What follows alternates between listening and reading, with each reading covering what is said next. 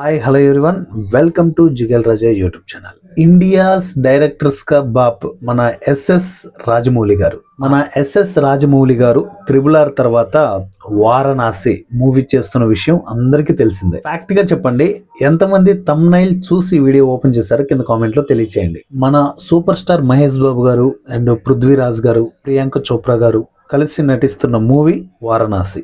ఆ మూవీకి సంబంధించిన రిలీజ్ డేట్ అనౌన్స్ అతి త్వరలో జరగబోతుంది. ఆల్రెడీ మూవీ రిలీజ్ ఎప్పుడు అనేది ఒక ఇంటి ఇచ్చారు, అది ఎండింగ్ లో మాట్లాడుకుందాం. ఫస్ట్ ఆఫ్ ఆల్ మన ఎస్ఎస్ రాజమౌళి గారి సినిమా అంటేనే చాలా పెద్ద గ్యాప్ వచ్చేస్తుంది. మామూలు గ్యాప్ కాదు, ఇయర్స్ గ్యాప్ వచ్చేస్తుంది. మనకి త్రిబుల్ ఆర్ మూవీ ఎప్పుడు వచ్చింది?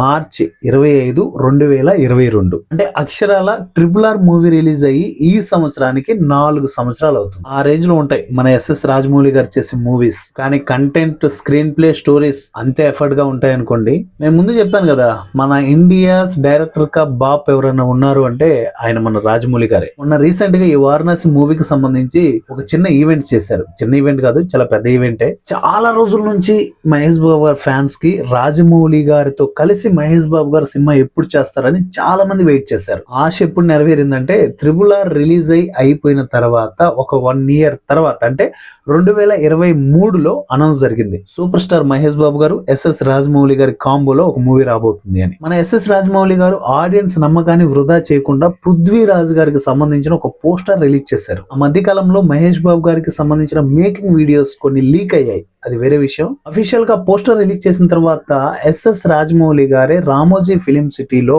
ఈ ఈవెంట్ ని అటెంప్ట్ చేశారు. చాలా పెద్ద ఈవెంట్ అది. అక్కడ రాజమౌళి గారు ఆయన కేర్ తీసుకుని మాట్లాడిన మాటల్ని కూడా జనాలు కొంచెం తప్పుదారి పట్టించారు. ఇక్కడ ఒక ఎల్ఈడి స్క్రీన్ వేసి ఆడియన్స్ అందరికి విజువల్ కనపడేలాగా మహేష్ బాబు గారికి సంబంధించిన ఎంట్రీ గ్లిమ్స్ ఒకటి రిలీజ్ చేశారు. ఆ ఈవెంట్ ప్రత్యేకత ఏంటంటే ఎస్ఎస్ఎంబి మూవీ టైటిల్ అనౌన్స్. ఒక ఎల్ఈడి పెద్ద స్క్రీన్ వేసి ఆ స్క్రీన్ లో మహేష్ బాబు గారి ఎంట్రీ చూపించారు. ఆ టైటిల్ రివీలింగ్ గ్లిమ్స్ చూసిన తర్వాత మహేష్ బాబు గారి ఫ్యాన్సే కాదు అండ్ నార్మల్ ఫర్దర్ ఆడియన్స్ కూడా ఎస్ఎస్ రాజమౌళి ఏదో కొత్తదనాన్ని క్రియేట్ చేయబోతున్నాడు అని అర్థమైంది. చాలా అద్భుతంగా ఉంది. ఆ టైటిల్ గ్లిమ్స్ లో చాలా అద్భుతమైన విజువల్స్ చూపించారు ఎస్ఎస్ రాజమౌళి గారు. అండ్ నందీశ్వరుడి మీద ఆ మహేష్ బాబు గారి ఎంట్రీ అయితే చూడడానికి 2 కళ్ళు చాలేదు. మహేష్ బాబు గారి ఎంట్రీ సీన్ మొబైల్లోనే అంత పెద్ద ఎక్స్పీరియన్స్ ఇచ్చింది అంటే ఇక థియేటర్ లో చూస్తే ఎలా ఉంటుందో ఒకసారి ఊహించుకోండి. ఇప్పుడు ఆ థియేటర్ లో మనం ఆ మూవీని ఎప్పుడు చూడబోతున్నాం అనే రిలీజ్ డేట్ ని నేను మీకు చెప్పబోతున్నాను. అది డేట్ అనే దానికంటే